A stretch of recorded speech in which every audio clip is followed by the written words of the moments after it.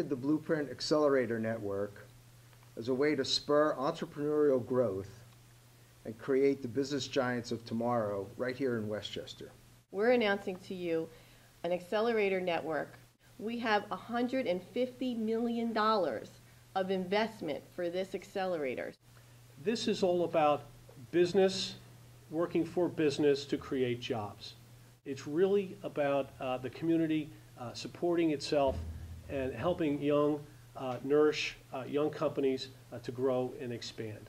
It's an effort that really focuses on collaboration and policy, not politics, and for the betterment of Westchester.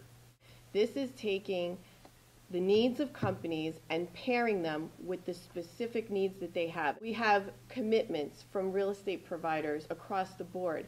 We've got commitments from our banks.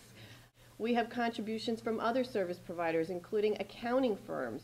We're going to position Westchester to compete with the likes of Silicon Valley and the Research Triangle. It's for us to invest in those businesses to help them grow, to get to that next level.